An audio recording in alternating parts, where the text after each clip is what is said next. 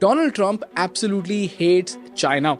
And this hate is about to reignite one of the biggest trade wars in world history, which is the US-China trade war. The president-elect has promised to slap 60% tariffs on all Chinese imported goods. China's leaders will likely be bracing for a ratcheting up of the trade war with the US under a second Trump administration. As it turns out, Donald Trump plans to slap a massive 60% tariff on Chinese imports. On top of that, Trump also wants to snatch China's golden trading status called the most favored nation.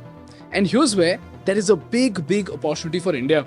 Let me explain how. For those who don't know, MFN or most favored nation is a status in trading, which means all countries in the MFN list will get the same treatment when it comes to trade. For example, if China and India both have MFN status with the United States, if the US lowers the tariffs on Chinese steel by 20%, it must also lower the tariffs on Indian steel by 20% to keep it fair. But if a country loses its MFN status, US can and will increase taxes on Chinese goods without increasing it on Indian goods. And this means India has three massive advantages. Number one, India can tap into this huge gap to increase its exports to the US. Secondly, the US-China trade war and China's exclusion from the MFN status will accelerate the relocation of manufacturing plants, assembly lines, and supply chains all the way from China to India.